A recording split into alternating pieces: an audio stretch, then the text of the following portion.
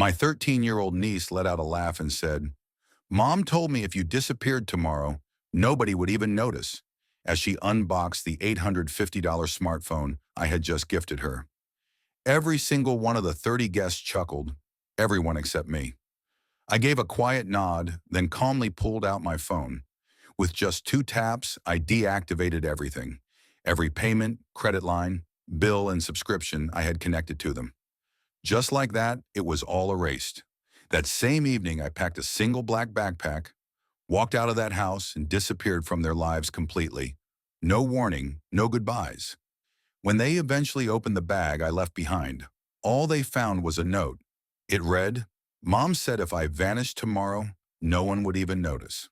My 13-year-old niece let out a light giggle as she peeled the plastic wrap from the $850 phone I had given her. Her hands were small and gentle, but the words that followed were razor sharp. All around us, the living room buzzed with overlapping conversations. A crowd of 30 relatives, each voice louder and more thoughtless than the next. In the kitchen, a birthday cake sat untouched on the table, its candles still unlit. But the fire inside me had already ignited, flickering hot and bitter in my chest. Rachel, my sister, didn't even glance up. She sat sunk into the couch, scrolling through her phone like she couldn't be bothered. A smug little smirk tugged at her lips, the kind someone wears when everything's gone exactly how they wanted. Mom stood by the stove, absently stirring a pot like she hadn't heard a thing. But I caught the way her shoulders lifted ever so slightly. That was all I needed to know. It was her quiet way of agreeing. Dad didn't even try to hide it.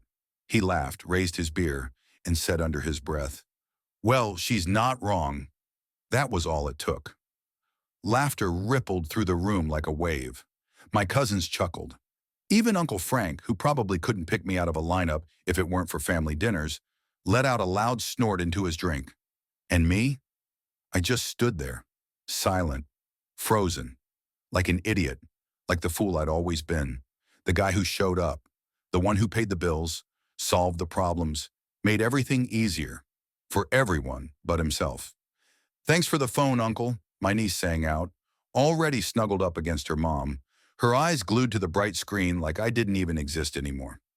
I stared at her, my heart pounding too loud in my ears, my face flushed and burning.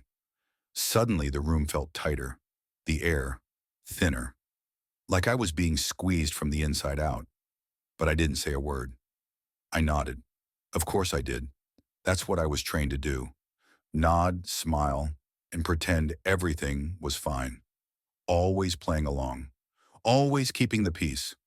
Rachel finally looked up. Her gaze met mine. And for a split second I saw it. That glint, the flicker of triumph in her eyes. Like this was the moment she'd been waiting for. Me, standing there, humiliated, exposed, and too stunned to speak. "All right, everyone, let's cut the cake." Mom's voice cut through the tension, bright and cheery like nothing had happened. Like she could wave it all away with a few upbeat words. But that moment had already sunk its teeth in. I could still taste it, bitter and heavy, lodged in the back of my throat. I drifted into the kitchen, leaning my weight against the counter as the family circled the table. Candles flickered, wishes were whispered, and I just stood there, watching. My hands curled tightly into fists, my jaw locked in place. And beneath the burn of betrayal, something colder started to settle in. I felt the shape of my phone against my leg. I reached for it. 2 taps. That's all it would take. In seconds, every payment, every subscription, every credit card I'd ever opened in their names was gone. Cut off. For Rachel, for Mom, for Dad. All of it erased like it had never existed. My fingers moved before I could think to stop them. It didn't feel like a choice, just instinct. Years of giving, of being taken for granted, and now gone. The noise in the room blurred, voices fading into a dull hum. The faces around me, once so familiar, now looked distant, foreign, like I didn't belong there anymore. Maybe I never really had. They laughed. They clinked glasses. They sang happy birthday like everything was perfect. Like I wasn't standing right there, invisible. I wasn't really part of it. I never was. I was just the ghost in the room who happened to carry a wallet. But that version of me, he was done. I slipped out without saying a word. Not a soul noticed. Which honestly made sense. My niece was right about one thing. If I disappeared, no one would bat an eye. I didn't go home that night. Instead, I went straight to my apartment, tossed a few essentials into a small travel bag, and paused. Then I turned to the back of the closet, the far corner where a dusty old black backpack had been sitting untouched for years. But tonight it had a job to do. I filled it, not with clothes, not with personal keepsakes, but with something else entirely, something unexpected. And then I went back. The house was still buzzing. Laughter, clinking glasses, voices all stacked on top of each other. I walked in unnoticed, just like always. Quiet, unseen. Down the hallway to the stairs. I placed the backpack beside them, silent and deliberate. Then I left. This time for good. By the time anyone realized I was missing, I'd be nothing more than a memory, a question mark. But the backpack? Let them find it. Let them try to piece it together. Morning came, and with it, the fallout. I woke to fists pounding against my apartment door. No calls, no gentle knocks, just pure aggression. Open the door. You think you can just pull this? Dad's voice thundered from the hallway. I didn't move. I sat there silent, calm, while the door rattled beneath his fists. I know you're in there, he barked, his voice fraying at the edges. You think you're smarter than us? Better than us? Beneath the fury, there was something else in his voice. Panic. Still, I said nothing. Eventually, he gave up. I heard his footsteps stomp away, a muttered curse, and then the slam of his car door as he drove off. But it didn't end there. 20 minutes later, my phone buzzed. A text from Mom. Just one sentence. How could you do this to your own family? I didn't answer. An hour after that, Rachel tried. The screen lit up with her name. Once, twice, 6 times in a row. Then came the message. You think you're so clever? You think we can't survive without you? Fine. Let's see how long you last without a family. I read it, smiled. Was that supposed to scare me? Felt more like freedom. But the real show started that evening. I was stepping out of the shower when I heard it, the click of a key turning in the lock. I froze. No one should have access to my place. No one, except them. The door slammed open. Dad barged in, face flushed and glistening with sweat, eyes wild. Mom trailed behind, her expression frantic and worn. You think you can lock me out? Dad roared. Get out, I said, toweling off my hair. My voice was flat, cold, final.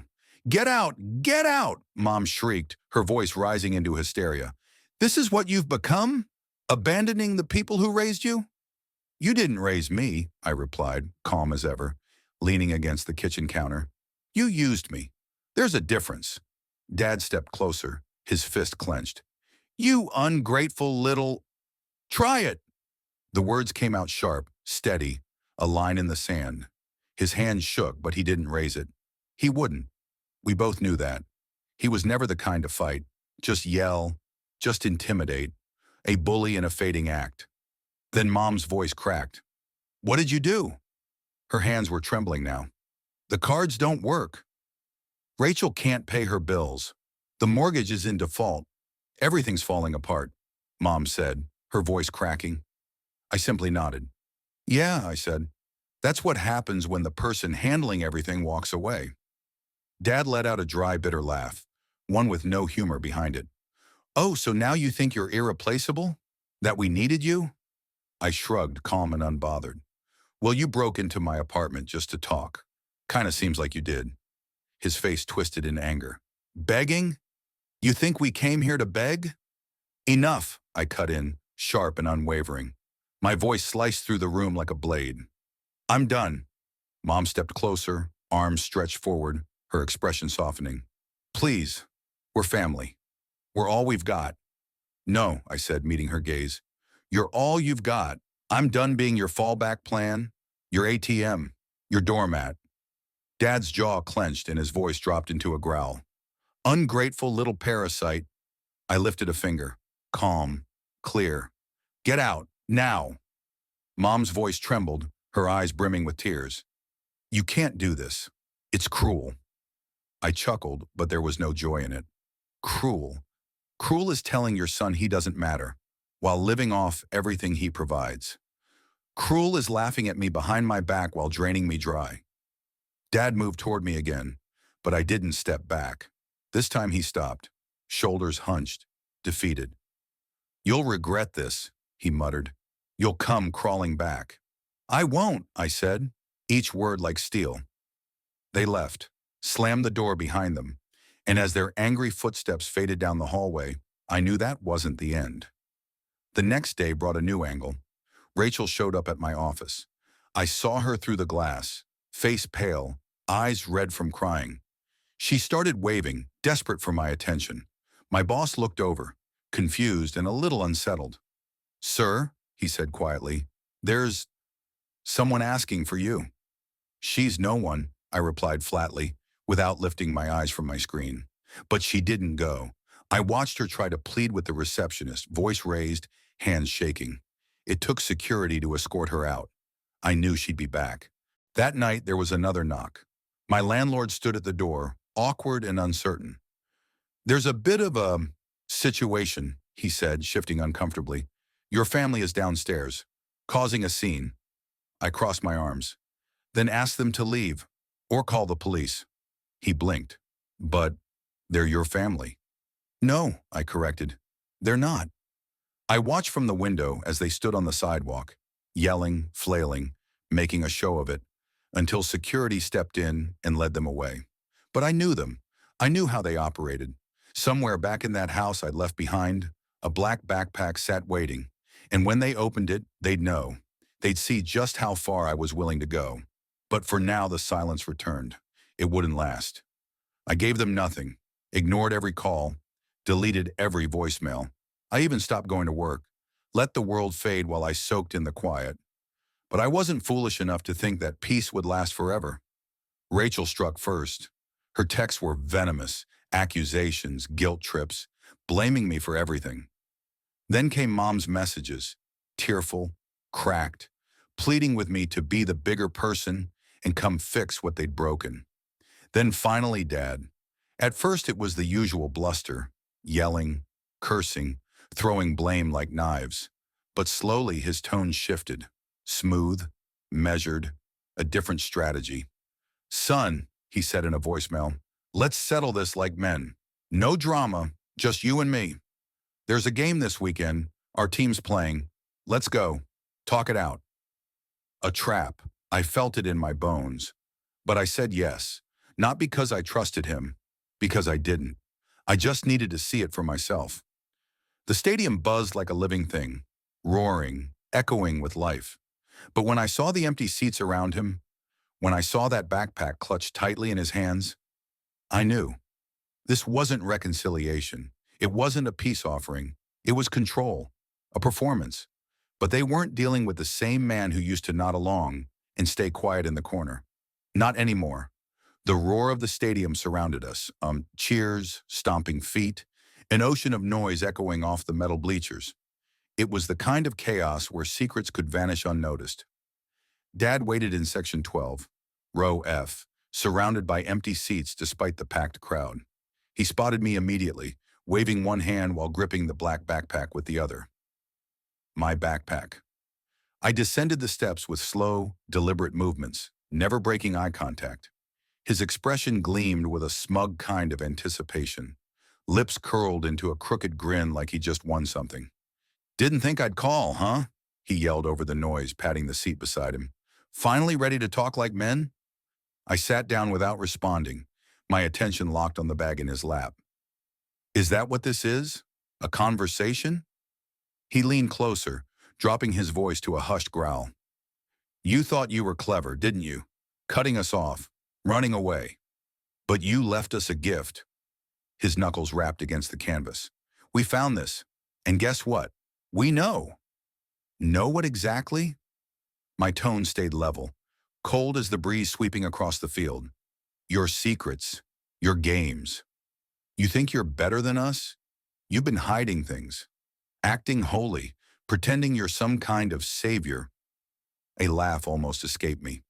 Then go ahead, open it. Let's see what you think you know.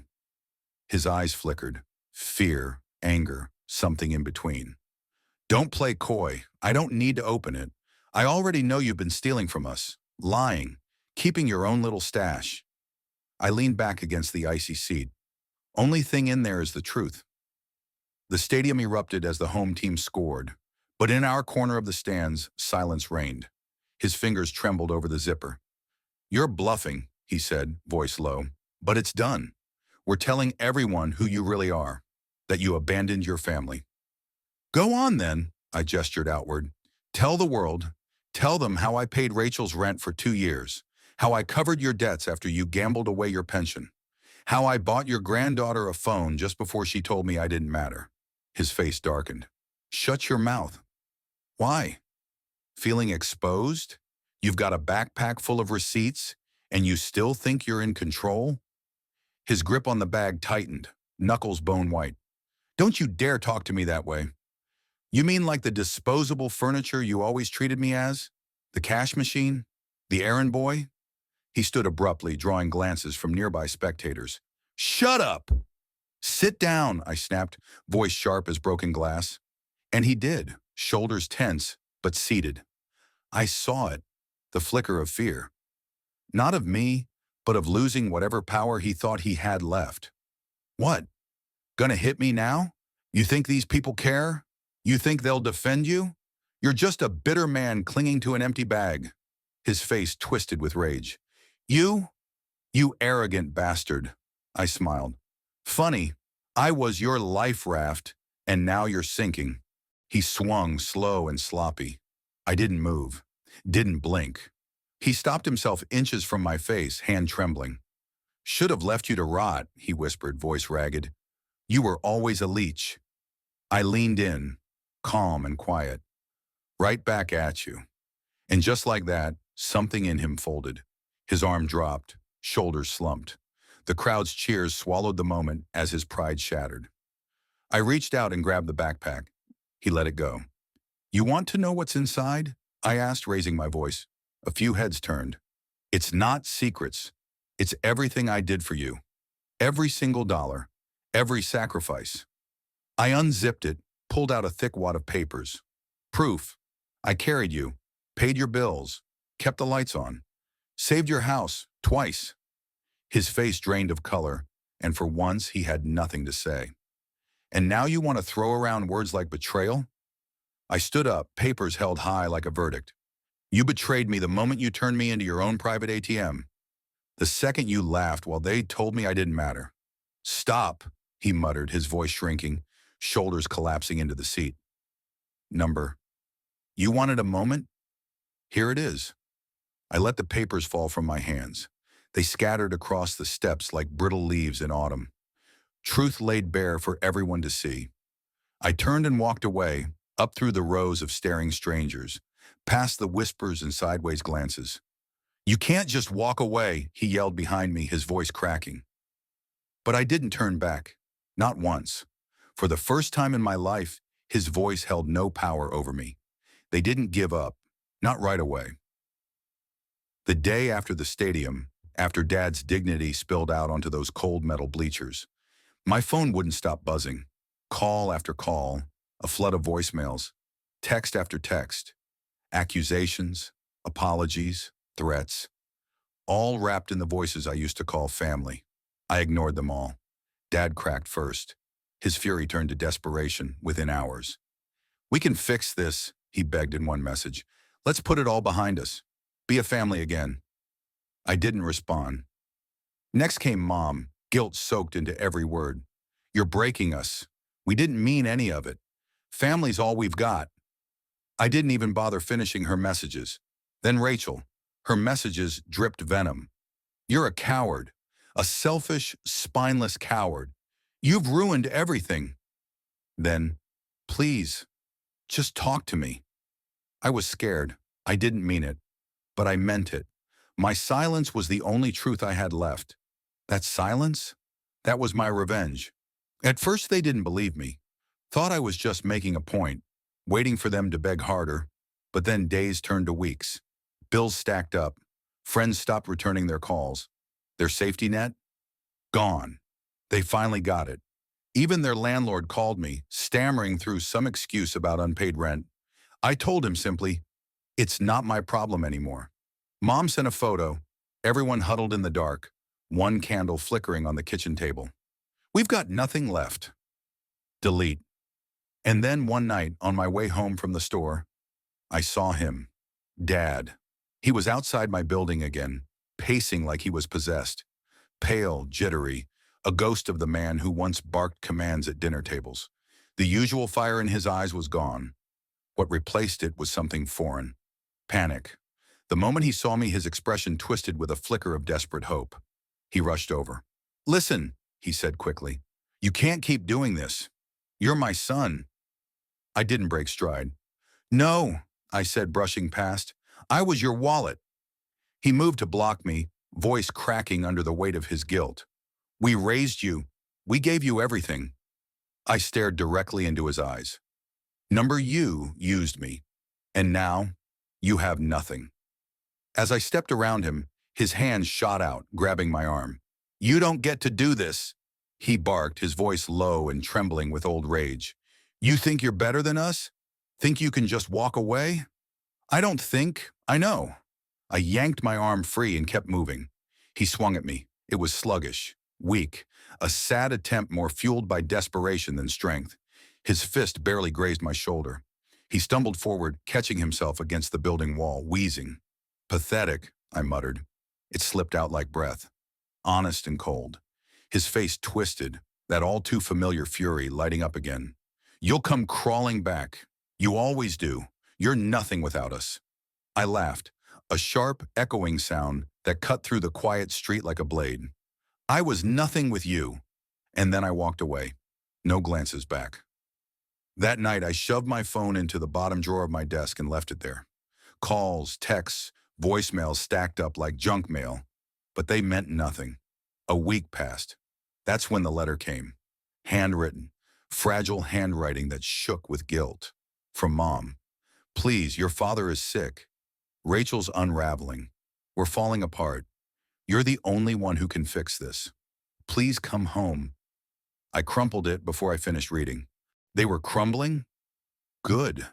Because for once, I wasn't. I stayed exactly where I was. I didn't block numbers, didn't move, didn't disappear. I just stopped being part of their story. And without me, their narrative collapsed. Rachel's so-called friends ghosted her. The distant relatives that once sent those chirpy Christmas cards stopped responding altogether. Dad? He exploded one too many times at work. They let him go. And me? I was thriving. Quietly, steadily. I learned to cook for myself, slept soundly without midnight emergencies, took long walks, enjoying streets I never had time for. Their voices were nothing but echoes now, ghosts from a burning house I'd escaped. And I was free. Months passed. Silence didn't feel empty anymore. It became a friend. I woke up when I wanted, ate with appetite, not anxiety, discovered hidden corners of the city I'd ignored for years. Freedom lived in those quiet minutes, and I breathed it in deeply. Occasionally, a phantom buzz would trick me into checking my phone. That old anxiety response, the dread of someone needing something, guilt sinking its teeth in. But the screen always stayed dark, because I had done what I once thought impossible. I let go, and I never looked back. I didn't bury them in soil. I buried them in silence, in distance, in my own becoming. That morning, the air was cool and crisp as I strolled down Main Street. The same stretch I used to walk with my arms full of things they never appreciated. I passed the cafe where I'd once bought those overpriced birthday cakes for Rachel, the ones she never said thank you for.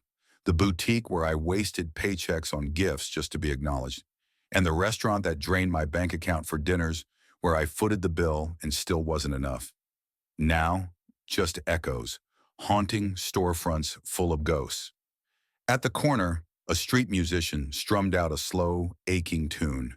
His voice was rough, raw, not polished but honest. And that honesty stopped me in my tracks. I let the sound wrap itself around me, filling the spaces they used to occupy. It wasn't a song about love or grief or longing. It was about release, about setting something down and walking away from it. The city bustled around me, people talking, traffic humming, but I stood still, letting the moment breathe. When the last note faded, I pulled a 20 from my wallet and dropped it into his guitar case. He nodded. I smiled. Not because I owed him, not because I was expected to, but because I chose to. That's what changed. I wasn't giving out of obligation anymore. I wasn't performing. I was just living, and I didn't need them to do it. Each step after that felt lighter, each breath deeper, and as the sun melted into the horizon, streaking the rooftops in gold and scarlet, a calm settled over me. Not joy, not pride, something quieter, stronger. Clarity. I was free.